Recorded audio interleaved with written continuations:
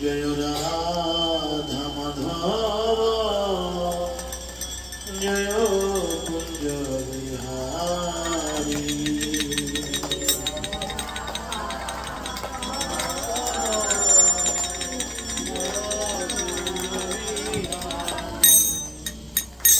जय राधा माधव जय कुंज बिहारी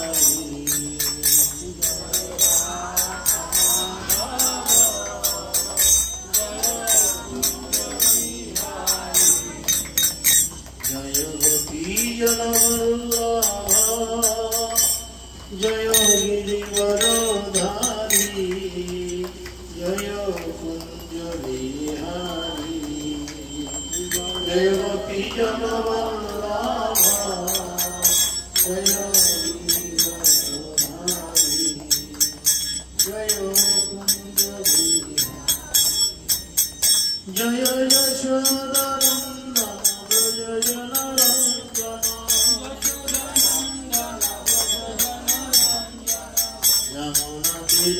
जगवनचारी जय कुंज बिहारी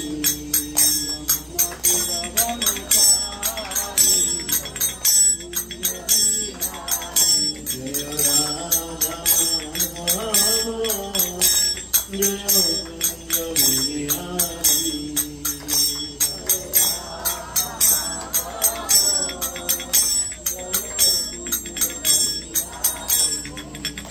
हरे कृष्णा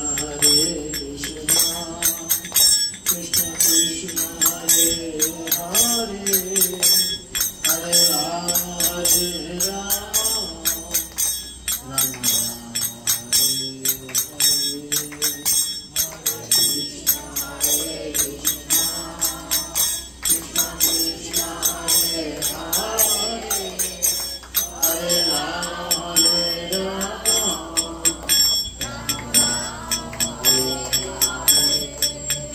जय राधा माधव जय राधा माधव राधा माधव जय राधा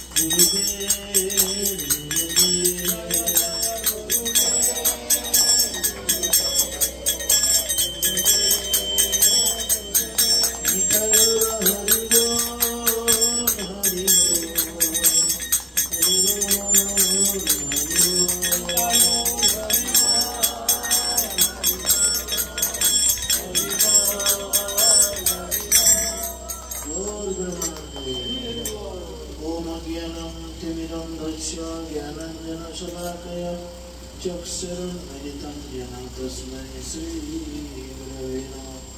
नमो विष्णुपादाय कृष्णपृष्ठाय भूतले श्रीमते भक्तिवेदान्त स्वामिनिधे नामिने। नमस्ते सरस्वती देवे गौरवाणी प्रचारिणे निर्विशेषशून्यवादे पश्चात्तदेशतारिणे। जय श्री कृष्ण चैतन्य प्रभु नित्यानंद श्री अद्वैत गदाधर शिवासादि गौरभक्तवृंद। हरे कृष्ण कृष्ण कृष्ण हरे हरे हरे राम राम राम हरे हरे।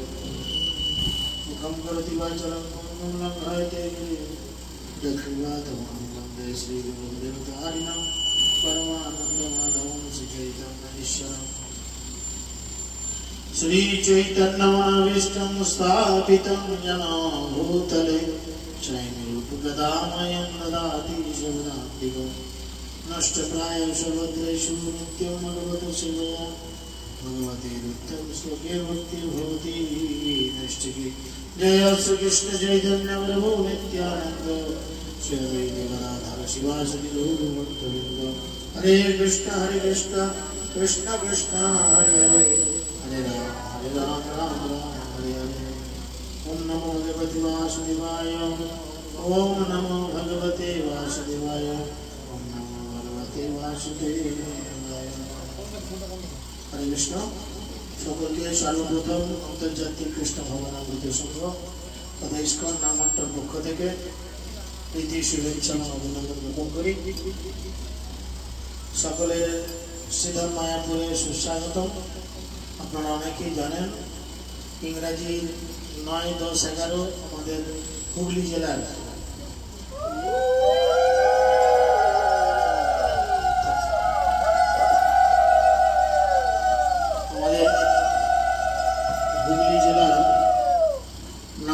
সম্মেলন যেটা আগামী 9, 10, 11 এই 3 দিনে অনুষ্ঠিত হতে চলেছে। সব থেকে মাদিকেরটা কমা। হরে কৃষ্ণ কৃষ্ণ কৃষ্ণ হরে হরে হরে রাম রাম রাম হরে। তো আপনাদের সকলকে সুস্বাগত। এখন আর তিলক করতে হবে না, হরি বল ছেড়ে দেব পরে। তো এটাকে বৈষ্ণব সংঘ বা সাধু সংঘ বলে। শাস্ত্রে বা সাধুগুরু বৈষ্ণব উল্লেখ করেছেন যে সাধু সঙ্গে কৃষ্ণ নাম এইমাত্র চাই, সংসার জিনিতে আর কোনো বস্তু না। অর্থাৎ এই যে জগৎ সংসারে আমরা পতিত হয়েছি, এই জগৎ সংসারে প্রকৃত সার বস্তু কি না, সাধুগুরু বৈষ্ণব বলছেন যে আমরা যখন সাধু সঙ্গে কৃষ্ণ নাম গ্রহণ করব তখন কেবলমাত্র আমরা এর প্রকৃত সারা দিশা পাব। তো এই যে কৃষ্ণ নাম গ্রহণ করার জন্য মহাপ্রভু শিক্ষা দিয়েছেন। মহাপ্রভু বলছেন যে এক কৃষ্ণ নামে তত পাপ ঝরে, পাপীর সাধ্য নাই, যত্ন করে তত পাপ করে। কিন্তু আমরা আপনারা এসে থেকে অনেকবারই হরিনাম করেছেন নিশ্চয়ই, আমিও আসার পরে কয়েকবার করালাম। কিন্তু আমাদের মধ্যে ভগবানের প্রতি সেই প্রেম কেন আসছে না? মহাপ্রভু বলছেন, হেন কৃষ্ণ নাম যদি লহে বহুবার, নহে প্রেম নহে অশ্রুধার। তাই না? নহে প্রেম নহে অশ্রুধার। অশ্রুধার মানে চোখের জল। এখন চোখের জলটা দুঃখে আসা চলবে না। সচরাচর আমাদের চোখের জল আসে দুঃখে বা কষ্টে, তাই না? পাখাটা একটু ঝামেলা করছে, ঠান্ডা দিলে ভালো হতো। ঠান্ডা বোঝা হয়েছে, থাক চুপ থাক। তো সচরাচর আমাদের চোখের জল আসে কিসে? দুঃখে বা কষ্টে। তো এটা বলছে আনন্দে।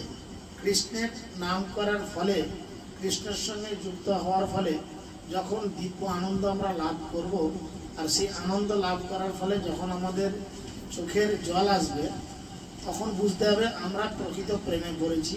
কার? ভগবানের। এই জড়জগতে ভগবান ছাড়া যার সঙ্গেই আমরা মনে করি যে আমি প্রেমে পড়েছি, এটা আমাদের বোধগম্যতার কিছুটা ভুল। এই জড়জগতে যা কিছু হয় এগুলো প্রেম নয়, এটা হচ্ছে কামের বহিঃপ্রকাশ। প্রেম একমাত্র ভক্তের সঙ্গে ভগবানের হয়। তাছাড়া এই জগতে একটি পুরুষ একটি মহিলার সাথে, স্বামী স্ত্রীর সাথে, প্রেমিক প্রেমিকার সাথে যা কিছু হয় না কেন, এগুলোকে বলে কাম। শাস্ত্র বলছে আত্ম ইন্দ্রিয় প্রীতিবাঞ্ছা তারে বলে কাম, আর কৃষ্ণ ইন্দ্রিয় প্রীতিবাঞ্ছা ধরে প্রেম নাম। তো সেই প্রেম, কৃষ্ণ প্রেম আমরা কিভাবে লাভ করব, এটার একটা খুব গভীর তত্ত্ব। তাই কিভাবে লাভ করবো বলে শান্তি শান্তি সবাই তো শুনছি, কিন্তু শান্তি পাচ্ছি কজন? সেরকম কৃষ্ণপ্রেম তো শুনছি, কিন্তু কৃষ্ণপ্রেম কি করে লাভ করা যাবে? তো কৃষ্ণপ্রেম লাভের জন্য 9টি পন্থা সাধুগুরু বৈষ্ণব বলেছেন। তো 9টি পন্থার প্রথম কি না তত শ্রদ্ধা। আজকে আপনাদের এই গ্রামের মধ্যে নিশ্চয়ই এই 50 জন মানুষ বসবাস করেন না, আরো কিছু আছে। আজকে ভগবানের নামের প্রতি শ্রদ্ধা আছে বলে আমরা এসেছি, এক কাছে জড়ো হয়েছি যে আমরা ভগবানের আরতি দর্শন করব, কোন একজন প্রভু আসবেন, তার কাছ থেকে কিছু কৃষ্ণ কথা শ্রবণ করব, আর প্রচারের শেষে হাতে যেমনিয়া হয়তো কিছু ভগবানের প্রসাদ পাবো। তো এই যে একটা শ্রদ্ধা, ভক্তি জীবনের সব থেকে প্রথম প্রারম্ভিক স্তর হচ্ছে শ্রদ্ধা। এই শ্রদ্ধা থেকে ধীরে ধীরে কি হয়? সাধু সঙ্গ হয়, বুঝেছেন? যেটা আমরা এখন করছি সাধু সঙ্গ, মানে সাধুগুরু বৈষ্ণবের মুখনিষ্ঠিত বাণীকে হৃদয়ে ধারণ করা। সাধু সঙ্গ মানে সাধুর সঙ্গে ঘোরাঘুরি করা ইত্যাদি নয়, তার কথাকে হৃদয়ে ধারণ করা। তাহলে আমরা আজকে এতক্ষণ থেকে ধরুন আমি কিছুক্ষণ আপনাদের সঙ্গে একটু এই বিষয়ে আলোচনা করব, আপনারা ধৈর্য ধরে শ্রবণ করার চেষ্টা করবেন। এটা হচ্ছে সাধু সঙ্গ। আর শাস্ত্রে বলছে এই সাধু সঙ্গ যদি কেউ সামান্যটুকুও করে তাহলে কি হয় না, সে জগতের সব থেকে মহাভয় থেকে রক্ষা পায়। জগতের সব থেকে মহাভয় কি? সব থেকে মহাভয় কি? বন্যা এসে যাওয়া।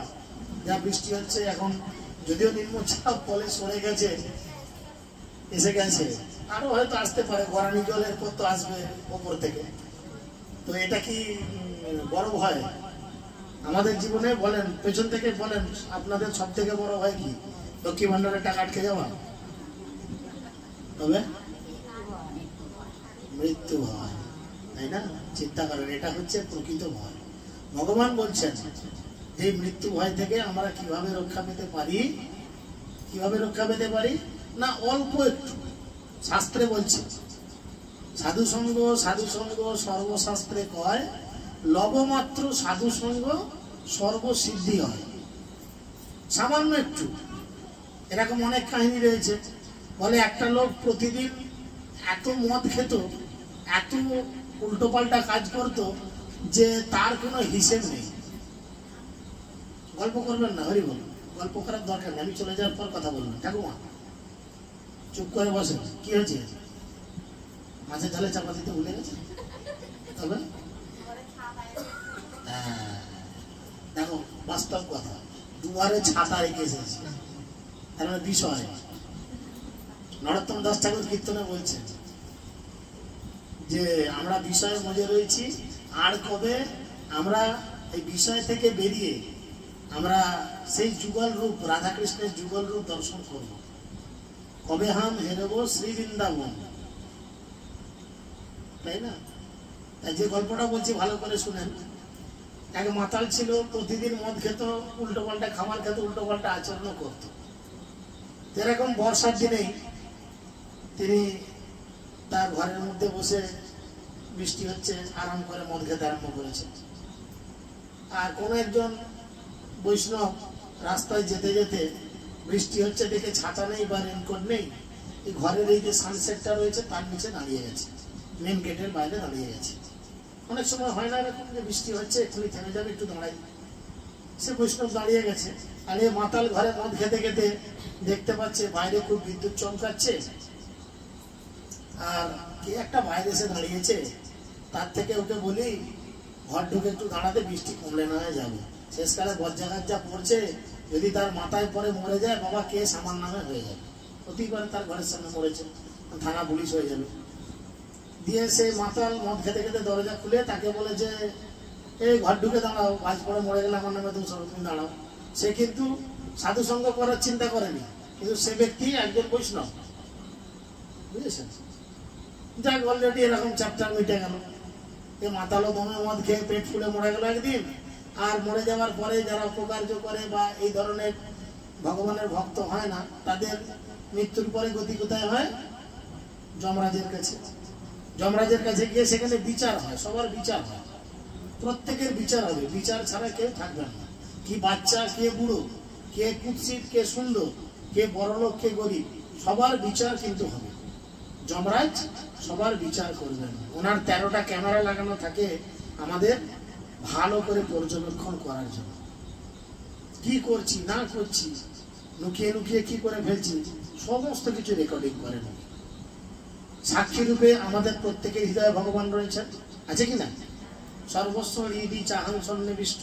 ভগবান নিজে বলছেন আমি সবার খুব হৃদয়ের কাছে, প্রত্যেকের, নিজের স্ত্রী নিজের ছেলে মেয়েরা কাছে নয়, সবার কাছে ভগবান দেখুন, আছে কিনা?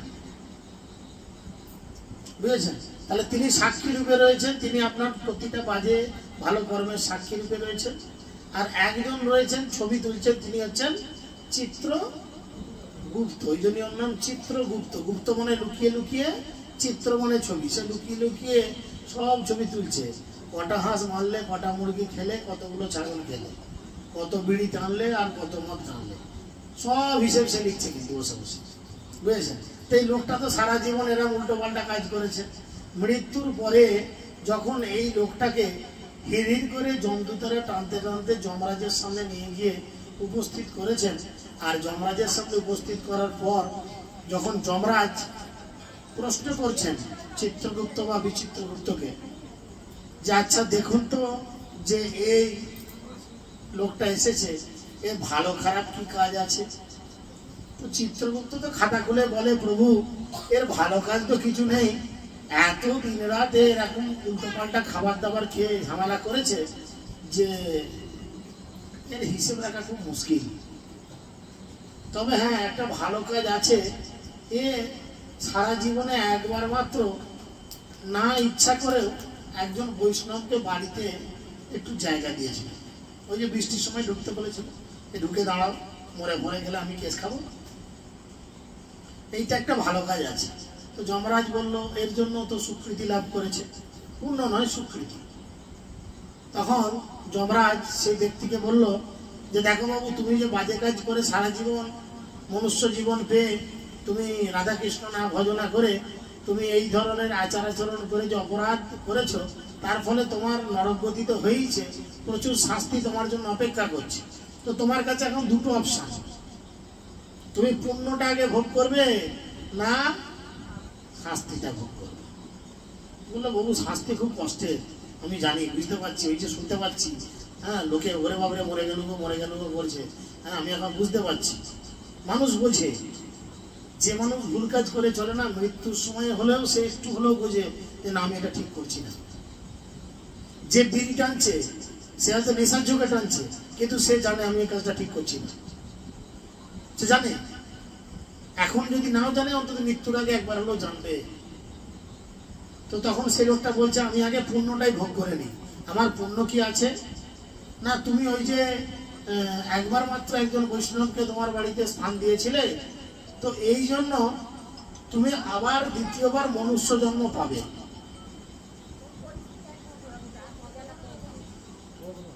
এই জন্য তুমি আবার দ্বিতীয়বার মনুষ্য জন্ম পাবে। এই লোকটা বড় চালাক, সে জাতে মাতাল তালে ঠিক আছে না, খুব চালাক। সে তখন ভাবছে আবার মনুষ্য জীবন পাবো, ওই একটা বৈষ্ণবকে একটু জায়গা দিয়েছিলাম বলে, তাহলে আমার কি করা উচিত?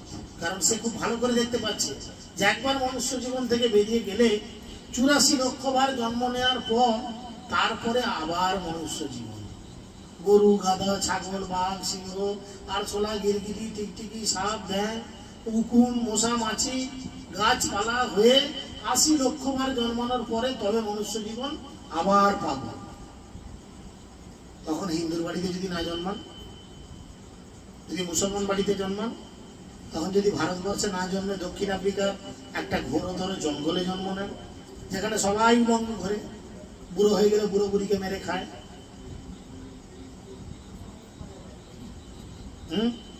তাহলে সেরকম মনুষ্য জীবন পেয়ে লাভ হবে কিছু? তাহলে এই জীবনে পেয়েছি, ওই জন্যই জগদানন্দ পণ্ডিত বলছেন এমন জীবনে হরিনা ভজিলি সে তুই মানুষ কবে, মানুষ আকার হইলে কি হয় করহ ভূতের কাম, নহিলে বদনে কেন না বলো শ্রীকৃষ্ণ গোবিন্দ নাম। আমরা সবাই মানুষের মতো দেখতে হয়েছি, কিন্তু ভগবানের দিব্য নাম আমাদের করতে বড় লজ্জা লাগে। তখন সেই লোকটা মনে করলো যে একবার বৈষ্ণব সঙ্গ করে, সাধু সঙ্গ করে আমি আবার মানুষ হওয়ার সুযোগ পাচ্ছি, গরু গাধা ছাগল হচ্ছি না, তাহলে এবারে মানুষ জন্ম পেয়ে আমি কি, বুদ্ধিমান ব্যক্তি কি করবে? যাদের বুদ্ধি আছে তারা কি করবে? যারা বুদ্ধিমান, আপনাদের যদি বিচার করতে দেয় আপনারা কি করবেন? এরপরে মানুষ জন্ম পেয়ে আবার মত মাংস খাবেন না কিছু ভালো করবেন? কি চিন্তা করবেন? কি মনে হয় আপনাদের উপলব্ধি কি? জন্ম না নিতে হয় সেটা পরের কথা, আপনি মানুষের জীবন পেলেন, পেয়ে কি আবার সেই মদ মাংস খেয়ে নিজের জীবনটাকে আবার নরকে নিয়ে যাবেন? না ওরকম সাধু সঙ্গ, একবার সাধু সঙ্গ করে এই সুযোগ পেলেন, বারবার সাধু সঙ্গ। ছিল প্রভুপাদের কৃপায়, আন্তর্জাতিক খ্রিস্ট ভাবনামৃত সংঘের কৃপায় আপনারাও সেই সাধু সঙ্গের সুযোগ পাচ্ছেন। সাধু মানে তাকে গেরুয়া ড্রেস পরে ঘুরতে হবে, বউ ছেলে পুলে ছেড়ে দিয়ে উলঙ্গ হয়ে রাস্তায় বেড়াতে হবে। তিনি শুধু সাধু নন, যিনি শাস্ত্র সিদ্ধান্ত অনুযায়ী জীবনযাপন করেন তিনিও সাধু। তিনিও সাধু। বাড়িকে মন্দির বানানো যায় কখন? যখন বাড়িতে সকাল সন্ধ্যা দুপুর রাত্রি ভগবানের সেবা হয়। চিন্তা করে দেখুন, সত্যি যদি এরকম একটা চিত্রপট এই বাড়িতে 24 ঘন্টা 12 মাস থাকে, বা আপনাদের প্রত্যেকের বাড়িতে যদি থাকে, ভোরবেলা ঘুম থেকে উঠে সুন্দর করে ঘন্টি বাজিয়ে আরতি হয়, সকালবেলা ভগবানের জন্য রান্না করে তার জন্য টিফিন করে দেওয়া হয়, দুপুরবেলা ভাত ডাল সবজি নিজেরাও তো খাই না, খাই না, ভগবানের জন্য রান্না করে তারপরে সেটা খাই, সন্ধ্যাবেলা বেশ আরতি কীর্তন করি শাঁখ বাজিয়ে, রাত্রিরে ভগবানের জন্য নিজেরা খাবো, তাকে রান্না করে দিয়ে সেটাই খেলাম, ভোগ লাগিয়ে খেলাম। এরকম পরিবেশ, আধ্যাত্মিক পরিবেশটা ভালো না? বাড়িতে প্রবেশ করলেই শুনতে পাবো নিরীহ কোনো প্রাণীর চোখের জল, রক্ত ইত্যাদি জিনিস। ভেবে দেখুন জাস্ট।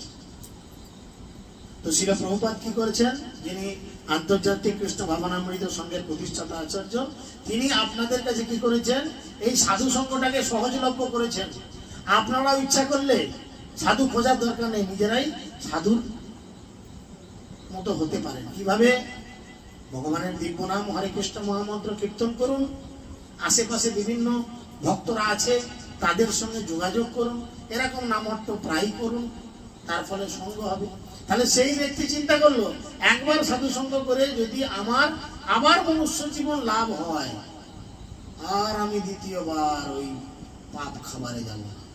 এবারে মনুষ্য জীবন পেল, পেয়ে ভক্ত সঙ্গ করলো, হরিনাম করলো, আর পরের বারে তার শাস্তি পেন্ডিং রইল। নরকগামী হয়েছিল, প্রচুর শাস্তি ভোগ করার কথা ছিল, যমরাজ বলেছিল, কিন্তু এবারে মনুষ্য জীবন পেয়ে এত হরিনাম করেছে, এত ভক্ত সঙ্গ করেছে যে সে এবারে মারা যাওয়ার পরে আর যমরাজের কাছে যায়নি, সরাসরি একদম ভগবানের কাছে ফিরে গেছে। তাহলে আমাদেরও পাপের হিসেব কিছু নাই, শুধু এক জীবন নয়, 2 জীবন নয়, 3 জীবন নয়, লক্ষ কোটি জীবন। আমরা যে কি ভুল করেছি, কি ঠিক করেছি আমরা নিজেরাও জানি না।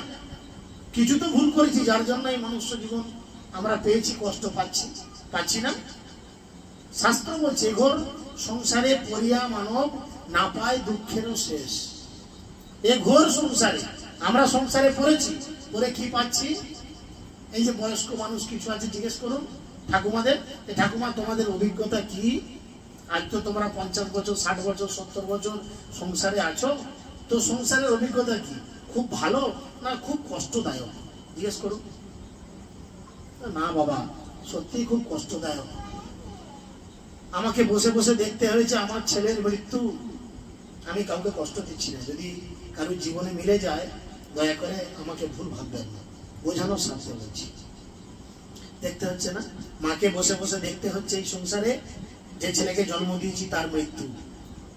তার শ্রাদ্ধে লুচি কুমড়োর তরকারি খেয়েছি আমি, ছেলের শ্রাদ্ধতে খেয়েছি, হয়েছে কিনা? তাহলে এই সংসারে কত আনন্দ পেয়েছি। যে ছেলেকে নিজের মুখের রক্ত তুলে মানুষ করেছি, টুকটুকে বউ নিয়ে এসে বিয়ে দিয়েছি, একদিন আমাকে আলাদা করে হাঁস মুরগির মতো আলাদা একটা ঘরে থাকতে দিয়ে নিজের বউ ছেলে নিয়ে এসে আনন্দ দিয়েছি। অভিজ্ঞতা আছে কিনা? কম বেশি আছে কিনা এই জগতে? হ্যাঁ, হয়তো আপনাদের সঙ্গে নেই, কারো না কারোর সঙ্গে আছে, না কিছু ভুল বলছি?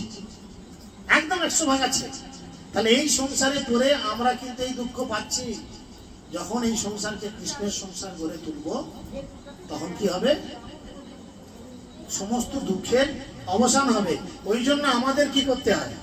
ভাগবতমে একটি শ্লোক বলছেন, কি করতে হবে না, শ্রীনতাম সকথা কৃষ্ণ পুণ্য শ্রবণ কীর্তন হৃদি অন্তস্তহি অভদ্রাণী বিধুনতি সুহৃৎসতাম।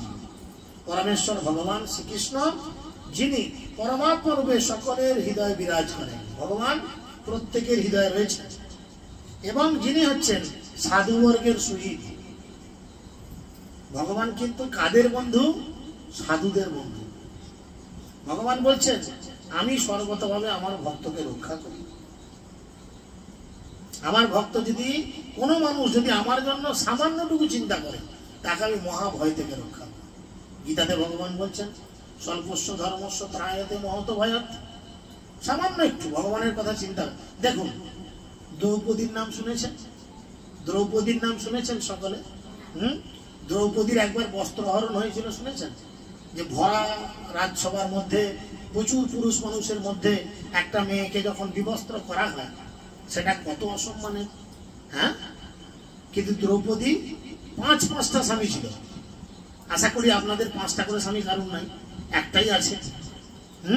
দ্রৌপদীর পাঁচটা স্বামী, এবং 5টাই কিন্তু খুব ক্ষমতাবান। ভীম 100টা হাতির ক্ষমতা ধরে, এরকম ক্ষমতা। বাবা, অর্জুন একদম মার্ভেলাস একটা তুখর তীরন্দাজ, যাকে এম করবে একদম উড়িয়ে দিবে। যুধিষ্ঠির, যিনি স্বয়ং ধর্মরাজ, নকুল সহদেব, যারা খুব পাওয়ারফুল ব্যক্তিত্ব, তাহলে 5 জন খুব ক্ষমতাবান স্বামী থাকা সত্ত্বেও যখন দ্রৌপদীর বস্ত্রহরণ হয়েছিল, তার মানে দ্রৌপদী যখন চরম লজ্জায় পড়েছিল, 5 জন স্বামীর কাছে গিয়ে হাত জোর করে দাঁড়িয়েছিল। হ্যাঁ কি না? কোন স্বামী রক্ষা করতে পেরেছিল? পারেনি। তখন তিনি কি করেছেন? জগৎ স্বামীর কাছে গেছেন, সারা জগতের স্বামী যিনি, তার কাছে গিয়ে যখন 2 হাত তুলে প্রার্থনা করেছে, হে কৃষ্ণ, কৃষ্ণ রক্ষা করেছে। কিন্তু এই রক্ষা করার পেছনে একটা কারণ ছিল। ওই যে শ্লোকটা বললাম, স্বল্পস্য ধর্মস্য ত্রায়তে মহত ভয়াত। আপনি ভগবানের জন্য যদি 1 ইঞ্চি করেন, ভগবান আপনার জন্য লক্ষ কোটি জিনিস চিন্তা করবেন। কিভাবে চিন্তা করছেন? দেখুন, যখন শিশুপালকে হত্যা করার প্রয়োজন পড়েছিল, তখন ভগবান কি করেছিলেন? সুদর্শন চক্র হাতে ধারণ করেছিলেন। আর সুদর্শন চক্র হাতে ধারণ করার ফলে ভগবানের আঙুল একটু কেটে গেছিল।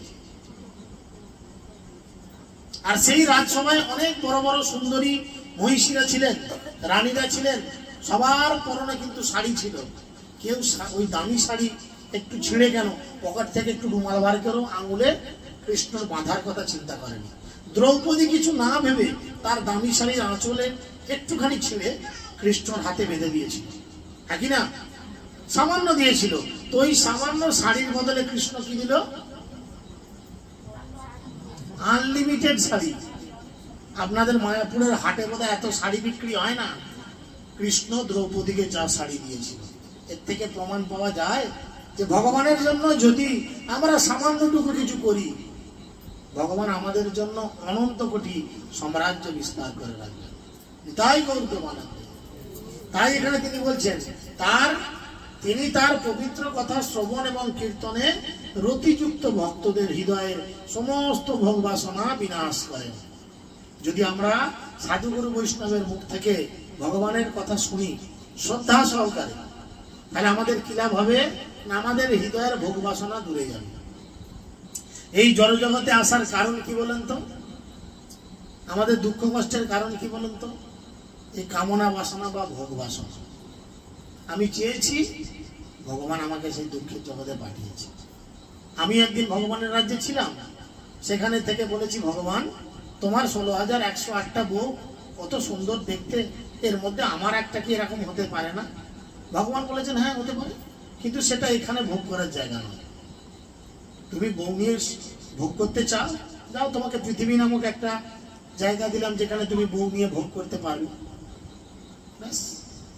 এবার বলেন, বেটা ছেলেদের জিজ্ঞেস করেন, 1 টাকা নিয়ে কি অবস্থা চলছে? কৃষ্ণর মতো যদি 16,108 জুটে, তাহলে আমাদের কি হবে? তাহলে এখানে কি জুটছে? চাকরি, পিসিং অ্যান্ড পিসিং। প্রথম বিয়ে করেছে বলে কত ভালো, 2 মাস পর বলবে তোমাকে বিয়ে করাই আমার সবথেকে বড় ভুল, তাই না? তো সেই জায়গায় ওই জন্যই বলছে আমাদের হৃদয়ে তিনি কি করেন, প্রথম ভোগ বাসনা গুলো দূরে চলে যায়। পরমেশ্বর ভগবান শ্রীকৃষ্ণের কথা শ্রীকৃষ্ণ থেকে অভিন্ন, কৃষ্ণ এবং কৃষ্ণের কথা কৃষ্ণ নিজে বলছেন আমি এবং আমার কথা দুটোই অভিন্ন। এই কলিযুগে ভগবান কি রূপে এসেছেন? নাম রূপে। শাস্ত্রে বলছে যেই নাম সেই কৃষ্ণ, ভজ নিষ্ঠা করি, নামের ভিতর আছেন আপনি শ্রীহরি। ভগবানের দিব্য নাম যদি আমরা গ্রহণ করি তাহলে কি হবে, আমরা ভগবানকে পাওয়ার ফল লাভ করতে পারব। তাই যখন নিরপরাধে ভগবানের মহিমা শ্রবণ এবং কীর্তন হয়, অপরাধ শূন্য হয়ে, ওই একদিকে বিড়ি টানতে টানতে হরে কৃষ্ণ করতে চলে এলাম, চায়ে ভাড়ে চুমু মারতে মারতে হরে কৃষ্ণ করলাম, বা মাছ মাংস চিবাতে চিবাতে অপরাধ যুক্ত হয়ে হরিনাম করলাম, সেই হরিনামে কিন্তু ভগবান সন্তুষ্ট হয় না। ভগবান বলছেন নাম অক্ষর বাহির হয় বটে, শুদ্ধ নাম কবু নয়। অভক্ত সঙ্গে কৃষ্ণ নাম যে উচ্চারণ হয়, নাম অক্ষর বাহির হয় বটে, শুদ্ধ নাম কবু নয়। তাই তিনি বলছেন যখন নিরপরাধে ভগবানের মহিমা শ্রবণ এবং কীর্তন হয় তখন বুঝতে হবে যে শ্রীকৃষ্ণ তার অপ্রাকৃত নাম রূপে সেইখানে বর্তমান, এবং সেই নাম ভগবানের মতো পূর্ণ শক্তিমান।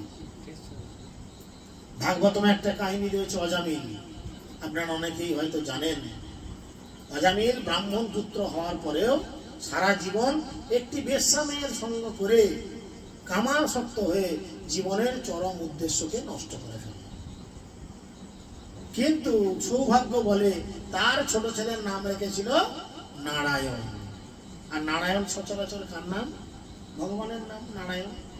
তাই খারাপ কাজ করার ফলে যখন তার আয়ু কমে যায়, যমদূতেরা এসে যখন তাকে নিতে যায়, সে যমদূতেদের ওই কিম্ভূত কিমাকার যমদূতকে দর্শন করে তার ছোট ছেলে নারায়ণ নাম উচ্চারণ করে।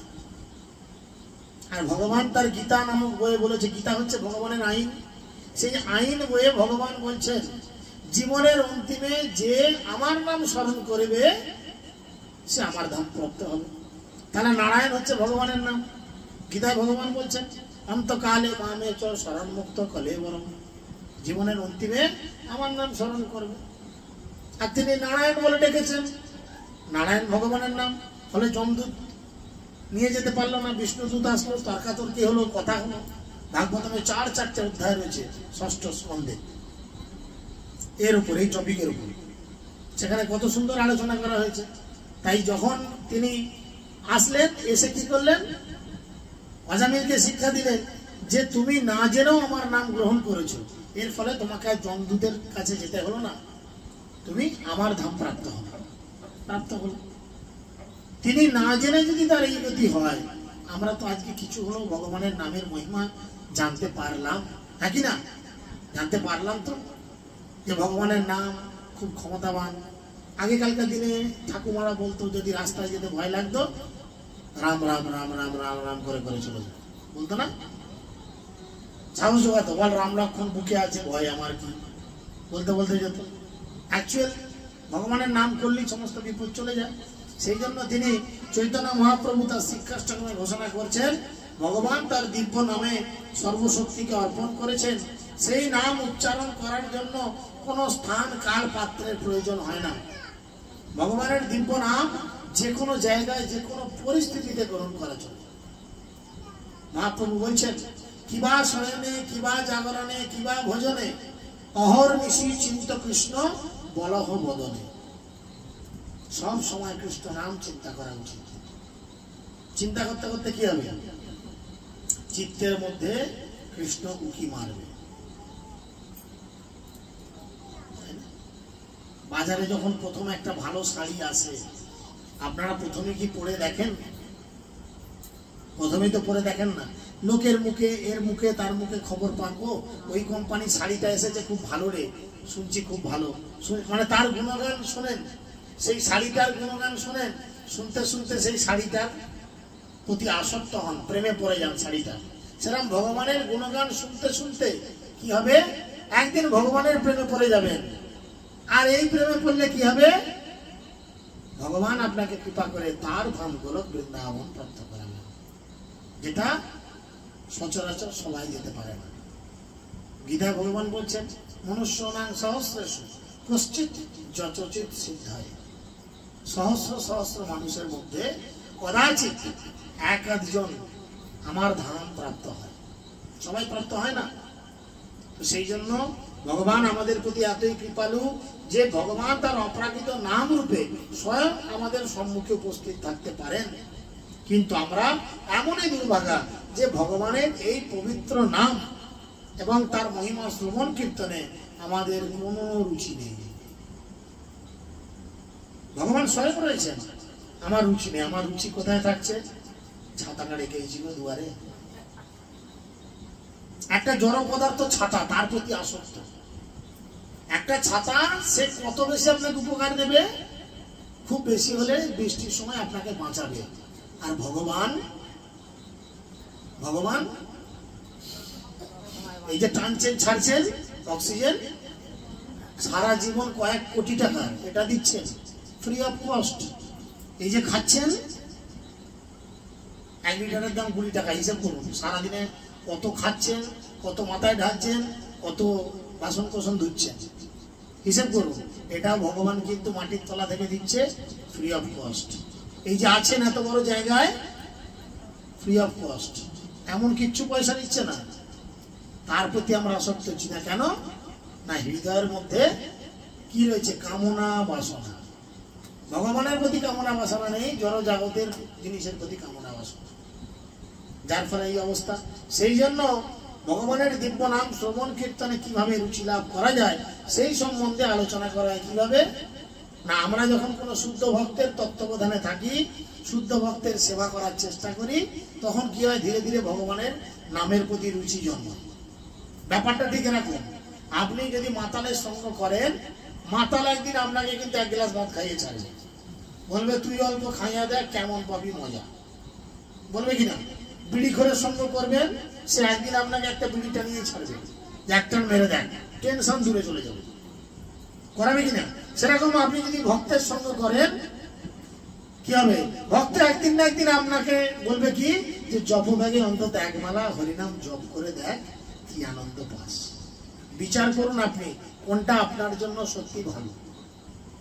আমরা মানুষ, আমাদের নিজস্ব বিচার বুদ্ধি নিশ্চয়ই রয়েছে।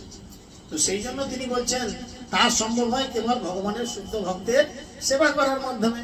ভগবান তার ভক্তের ডাকে সাড়া দেন।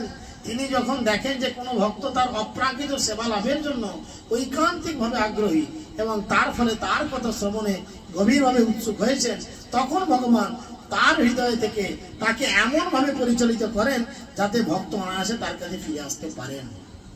গীতাতে ভগবান বলছেন 10ম অধ্যায়ে 10 নম্বর শ্লোক, তে সংসতত যুক্তনাং ভজতাং প্রীতিপূর্বকম দদামি বুদ্ধি যোগম তেন মামু উপসন্তি। আমি কি করি? সেই শুদ্ধ বুদ্ধিযোগ প্রদান করি যারা আমার প্রতি প্রেম প্রীতিপূর্বক নিজেদেরকে করেন, তাদের আমি বুদ্ধি দিই, ভালো বুদ্ধি দিই। যে বুদ্ধির সাহায্যে সে আমার কাছে ফিরে আসতে, যে বুদ্ধির সাহায্যে আলুতে কত লাভ করবে এই চিন্তা না করে, ধানে কত লাভ করবে এই চিন্তা সে করবে না। সে চিন্তা করবে কি, যে এইবার পেয়েছি, বারবার আর মনুষ্য জীবন পাবো না, যা হবে এইবারই, আর দ্বিতীয় চান্স আমি নেব না। কারণ দ্বিতীয়বার আমি আর নাও আসতে পারি, আসলেও হিন্দু পরিবারে নাও জন্মাতে পারি, আল্লাহু আকবার করে জীবন কেটে যেতে পারে। আবার কিছু জাতি আছে ও আল্লাহ পাল্লা কৃষ্ণ কৃষ্ণ কাউকে মানে না, এরকমও প্রচুর মানুষজন রয়েছে। তাহলে সেই পরিবারে জন্মালে কি হবে? ওই জন্যই সাধুগুরু বৈষ্ণব বলছেন বারবার এইবার লহ নিজ সাথ বহু জনি ভ্রমিনাথ লইনু শরণ নিজ গুণে কৃপা করো অধমতার।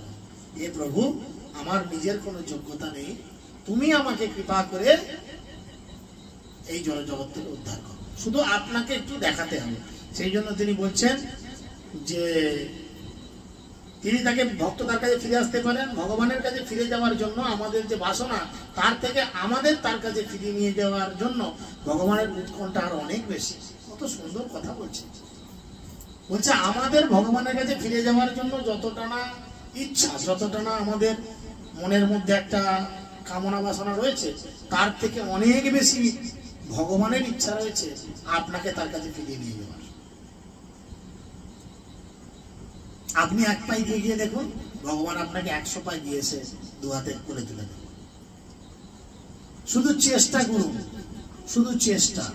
ভগবান কিভাবে তার কাছে ফিরিয়ে নিয়ে যাবেন ভগবান প্ল্যান করবেন। শুধু আপনাকে সঠিক ঐকান্তিক চেষ্টা করতে হবে।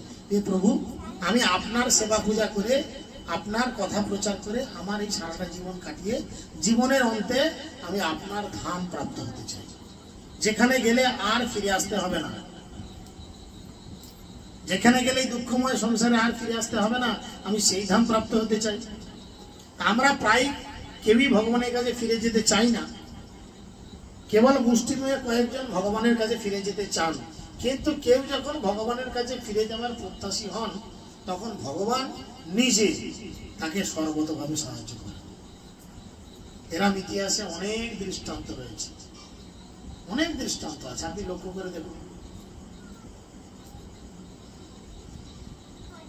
হরিদাস ঠাকুরকে যখন 22 বাজারে নিয়ে গিয়ে বেত্রাঘাত করা হলো, আপনারা সকলেই জানেন, হরিদাস ঠাকুর ভগবানের দিব্য নাম ছাড়তে চেয়েছিল,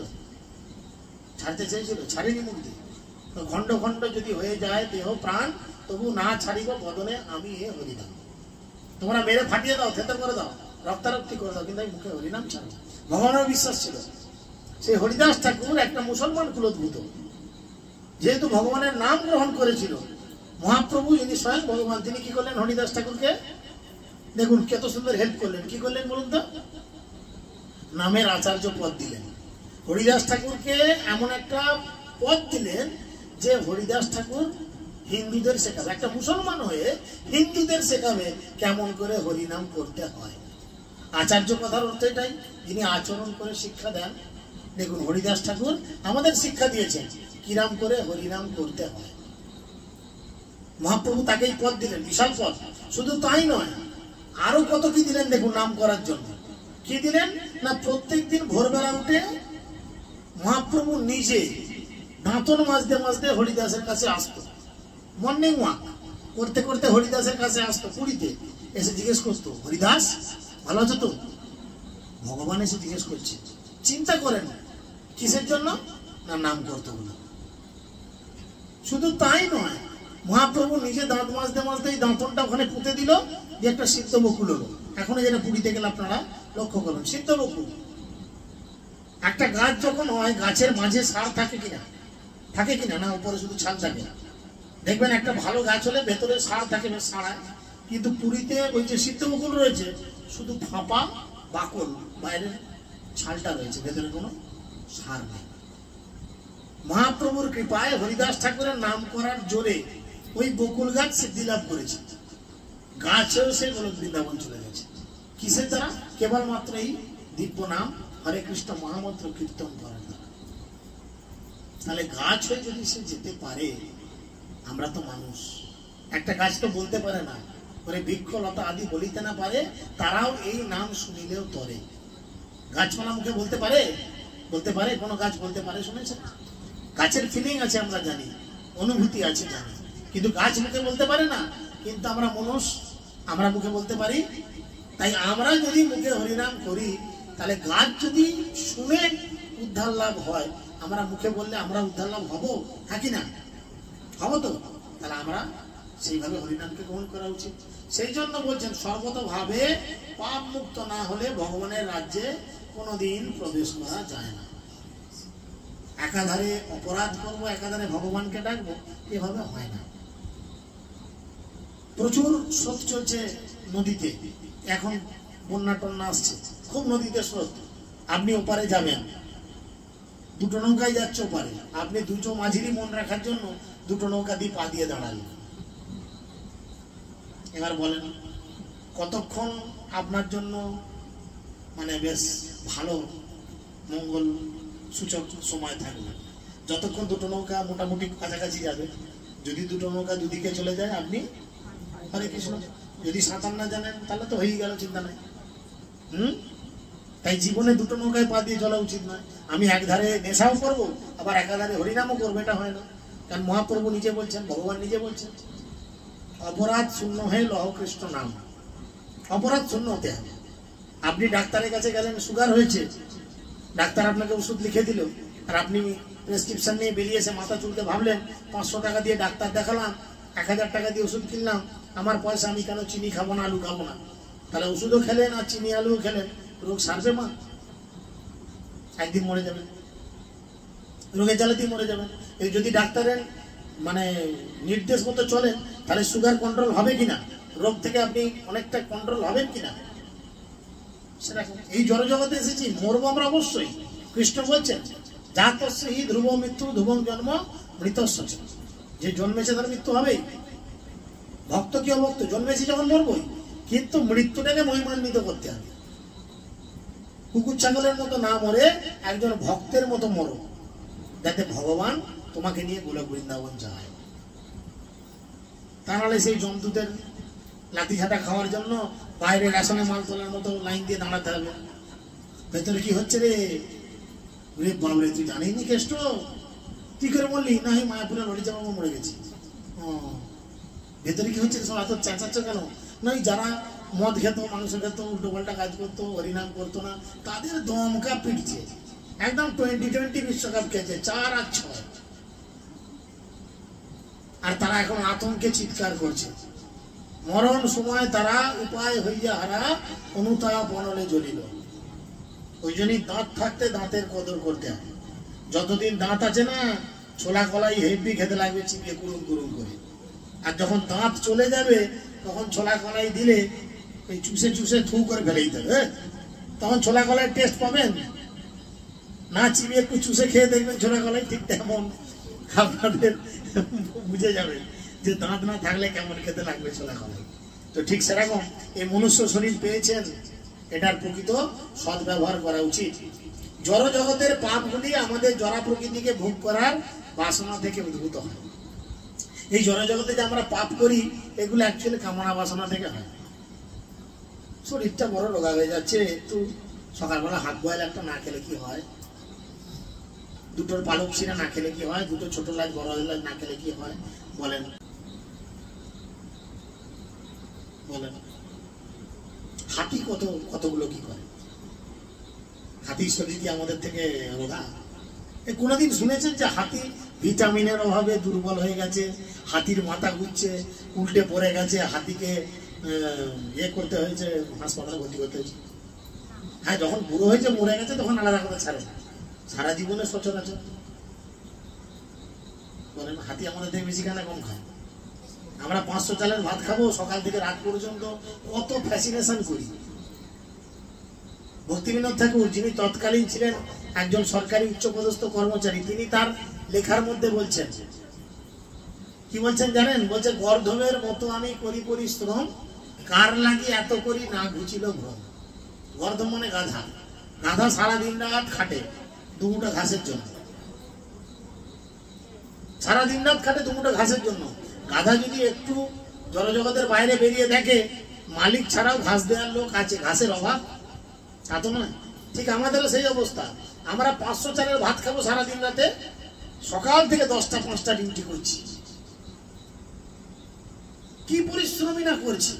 কিছু কিছু দোকানদারকে দেখুন, সে ভোরবেলা যে লেগেছে, হ্যাঁ, কখন বইয়ের মুখটা দেখে বেরিয়েছে ভুলে গেছে, আবার রাত 11টায় আবার ঘুমিয়ে পড়লো। বলছে আমি তো আমার বউকে দিন রাত ঘুমোতেই দেখি। তার মানে বলছে আমি তো ভোরবেলা বেরিয়ে আসি তখন ঘুমোয়, আর রাত্রে যখন যাই তখনও ঘুমোয়। তাহলে আর তাকে আমি জেগে থাকতে কখন দেখবো? কেন না, সারাদিন শুধু কাজ কাজ কাজ। প্রকৃত কাজ যেটা করার জন্য জগতে আসলাম, সেটা না করে কি করছি? ভুলভাল কাজ করছি। এই জগতে আসার কারণ কি? না, কৃষ্ণ ভজিবার তরে সংসারেতে আসলি মিছে মায়ায় বদ্ধ হয়ে বৃক্ষ সম। আমরা প্রত্যেকেই ভগবানকে কথা দিয়েছি। প্রত্যেকে যখন আমরা মায়ের পেটে ছিলাম, মাথা নিচু দিকে করে পাগুলো উপর দিকে করা অবস্থায়, তখন কৃষ্ণ দর্শন দিয়েছেন। আর কৃষ্ণকে জোরহাত করে বলেছি, প্রভু আমাকে এই কঠিন অবস্থা থেকে বাইরে বার করে দাও। আমি কথা দিচ্ছি সারা জীবন তোমার নাম কীর্তন করব। জন্ম হইল পরি মায়া জালে, তোমারে ভুলিলাম। যেমনি জন্ম হয়ে গেল, 6 মাসের মধ্যে নিজের মাথার থেকে বড় সাইজের মাছের মাথা এনে বাবা ঠাকুরদা হাজির করে দিলে ব্যাস। এবার যত দিন বাড়বে তত মায়ার প্রকোপে পড়ব, ভগবানকে হরে কৃষ্ণ ভুলে যাব, যে টোটালি পাপের সাম্রাজ্যে প্রবেশ করব। কিছু করার নেই। ওই জন্য সাধুগুরু বৈষ্ণবের সঙ্গ করার ফলে তারা মনে করিয়ে দেয়, এই তুমি কি করতে এসেছো জানো না, তোমার এই জগতে কি কাজ। চিন্তা করেন, আপনারা মায়েরা চিন্তা করেন, আপনাদের থেকে সন্তান উৎপাদনে শ্রেষ্ঠ হচ্ছে একটা রাস্তার কুকুর। কথাটা শুনতে খারাপ লাগলো, কিন্তু খাঁটি সত্য কথা। আপনি সন্তান উৎপাদন করবেন একটা কি দুটো, একবারে একটা কুকুর 6টা করবে, 5-6টা করে বাচ্চা হয়তো কুকুরের নাকি, তাহলে ওই কাজে তো ও আপনার থেকে বেশি পটু। কিন্তু আমরা আহার নিদ্রা ভয় মৈথুনের মধ্যে দিয়ে জীবনযাপন করে নিজেদের জীবনটাকে নষ্ট করার চেষ্টা করি। তাই যাই হোক, এই দুর্লভ মানব দেহ পেয়েছেন, এর প্রকৃত সদ্ব্যবহার কি না ভগবানের সেবা করা। আমরা হচ্ছে ভগবানের অংশ, অংশের কাজ পূর্ণের সেবা করা। ভগবান বলছেন মামই বংশ জীবলোক জীবভূত সনাতন।